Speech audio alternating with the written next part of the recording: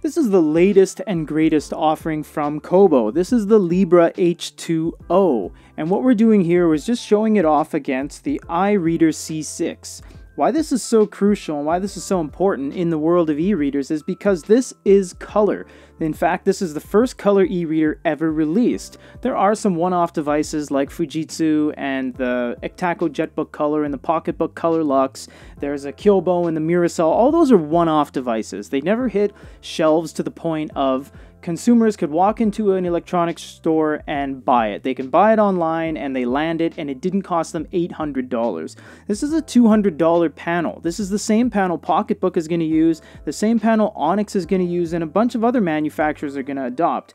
If you've been following our coverage on color, you will notice that the iReader C6 is a Chinese-only company. They come from China. There is no way to change this into English in the here and now as of May 2020. We are expecting an update on this in the months to come, but as it stands, there is no way to change this to English. There's no web browser. The store doesn't really work outside of China. So in this comparison, it's not going to be so much a comparison of what the device can do itself, but rather what the panel can display. Aside from cover art and the odd photo you'll find in line in the book, like if you're reading an autobiography and you see some photos of the famous rock band performing places, you'll see those full photos in the middle of books. They don't really matter which one you have, and a lot of people have been commenting and saying, if I read books, it doesn't matter that I have a color panel. You are correct, it really doesn't. You'll see that everything's black and white, and aside from the potential to highlight in different colors, it honestly does not matter when you're reading a book. Everything is as it should be. It's completely black and white. The colors are irrelevant, and it's more about the contrast between the letters and the background color. You can change this on both of these by using the glow light. However, on the C6, you only get the one color of glow light, whereas on the Kobo, you get the natural light as well, so you can make it kind of orangey to make it better for your eyes. But color doesn't really play a role in the ebook experience. Here's the most critical part of this review is the color. You will see that this is color and this is not. Kobo doesn't have any color devices in the repertoire, although they do have pretty good variations in screen sizes. In fact, Kobo has had 5, 6, 6.8, 7, 7.8, and 8-inch devices in their lineup, which is actually pretty cool. But they don't run color. Not a lot of manufacturers do, so no discredit to them. But you will see that it honestly makes all the difference. If people are asking, why would you need color? This is essentially it. You'll see that this is a guy wearing a helmet, and you don't know what color the helmet is, or what color his jersey is, or uniform.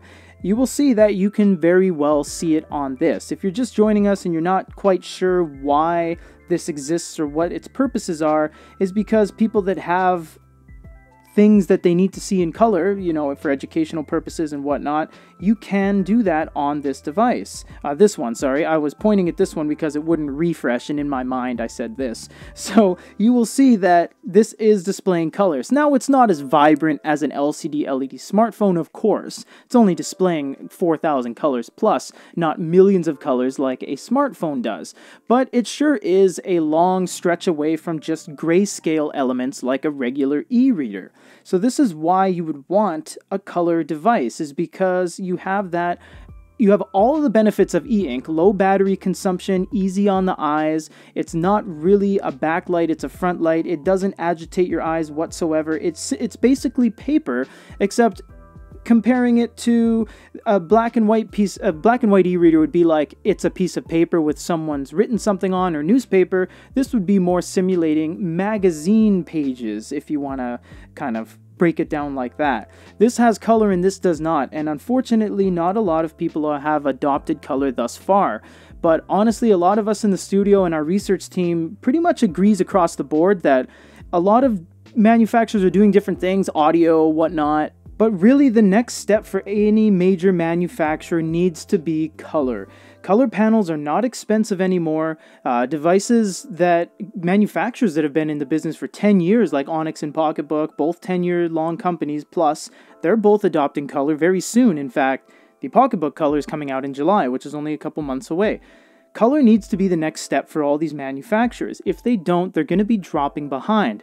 Obviously, Kobo and Amazon have huge presences, and it's not entirely crucial that they make color panels their next step, but honestly, in order to take that next step technologically and just as relevancy in the world of e-ink, they need color. Look at the differences between this. This isn't LCD, it's not LED, it is actual e-ink, it's $200, it's here, it works, it shows colors. That's what they need to do. Screen sizes and little, amenities and features are all great, but honestly, it all comes down to what you see on a page, and maybe it doesn't make that much sense for an e-reader that focuses on books, but when it comes to things like cover art, images, web browsing, and all these things that these devices are very well capable of doing, color is the way to go. For Goodereader.com, in a comparison between the iReader C6 Color e-reader and the Kobo Libra H2o, this is Peter.